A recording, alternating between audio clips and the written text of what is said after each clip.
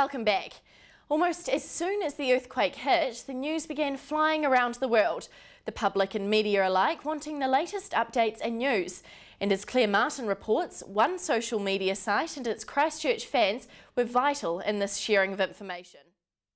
The tweeting began only moments after Saturday's big shake. The news of the 7.1 magnitude quake spread fast, and one tweeter says it's all thanks to modern media. We were uploading photos to Twitter, which I saw some news sites actually use them, and yeah, we're using Twitter essentially to communicate, not just to people around Christchurch, but also around the country, around the world, let them know what was happening here. And Twitter did just that. Within hours, Swifty NZ had media requests from major networks across the world. They'd seen his tweets online. And I even got a few tweets I got a tweet from someone at CNN saying, okay, you've got these great pictures, can you submit them to us so we can use them on our website? And submitted them. They gave me a call, asked me for a bit more information, and they started using them for their stories.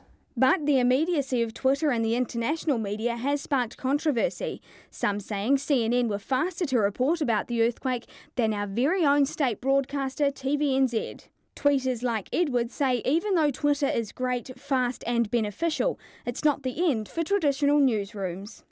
I think it has a role to play. I mean, it's great for communicating, it's great to get those personal stories, and you can discover a lot of stories from an event like this. It seems this emergency has only proved that sites like Twitter are another valuable tool when it comes to disaster. Claire Martin, Metro News. And finally, to wrap up this week's coverage of the quake, we hear from two of our students who have been left homeless. They tell us their stories.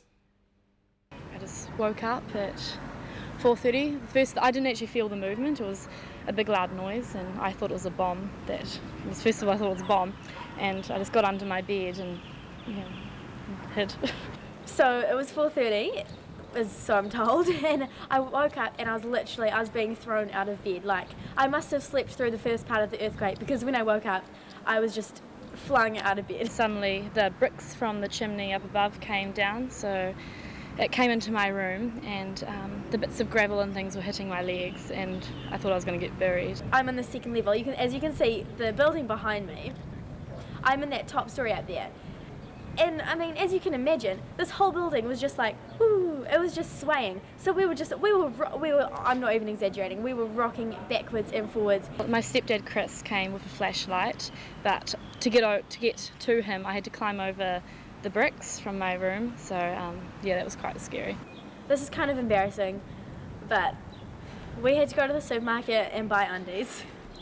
When we came out, we had to come over, and we're on the street, and we actually went to the Chateau Blanc for a bit in case there was another aftershock, and then we went over to my friend's place and just got some more clothes and things. My flatmate and I literally broke down in tears in the supermarket when we saw that we had to buy a pack of undies, and we bought a toothbrush as well, and we were just bawling. When we came back later, it was all closed off, and we thought we'd be able to get more things, but they were like, no way, it's really dangerous, more's going to come down. When we moved in, we were all like, yeah, we've got a flat in Poplar Lane, we're right in the centre of town, look at us, we're so cool. We're like the only ones that don't have a home now. We had lots of offers of staying in friends and beds and things. I mean, I just want to go home. I just want to have my life back. There's a lot of things that I want in there still, like sentimental things more. But I guess luckily we're all safe, and yeah, that's the most important thing. That concludes tonight's coverage of the massive earthquake, but before we go, we promised you a story every week featuring a volunteer. This time, Gina Gerbic meets a volunteer inspired by her own ordeal. It looks like any school camp, but this particular camp is a little bit different. Camp Quality is a camp for kids living with cancer. Camp Quality is celebrating its 25th year this year, and for one of their volunteers, Erin Cording, it's about giving back. So when I was 14, I was diagnosed with an acute form of leukemia. And so for the 6 months prior to my first camp, I had a really intensive 6 months. Erin attended Camp Quality and says it was one of the most significant milestones that helped her recover from cancer. I went to Camp Quality as a camper for 2 years, and I loved it. I absolutely loved it. It was the most mind-blowing, amazing experience that I'd ever had. And it was these good memories that inspired her. Erin says she signed up to be a companion as soon as she was old enough. And it was just the most amazing experience. Even being able to swim without a hat on and not worrying about anyone staring at my bald head was just, it was such a godsend. She knows firsthand how much the camp helps kids with cancer, and the best thing about Camp Quality is that the big C isn't brought up. Cancer's almost never discussed. The only cool thing that happens sometimes is kids will have scar competitions and they'll show off their scars to see who has the most impressive one. Though volunteering and having fun with the kids is not without its low points. It's always quite nostalgic to look back at previous logbooks and think about the campers who aren't with you anymore, but you know that they had a really amazing time that week at camp.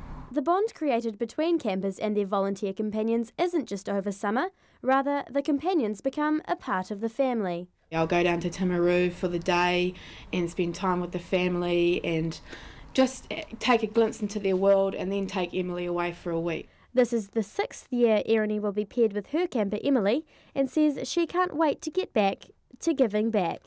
Gina Gerbic, Metro News. And that's Metro News for this eventful and traumatic week. Remember, if you have a story you think we should cover, make sure to send us an email at metronews@windowslive.com or call us on 03 940 7572. Join us again on CTV at 7 p.m. next Thursday.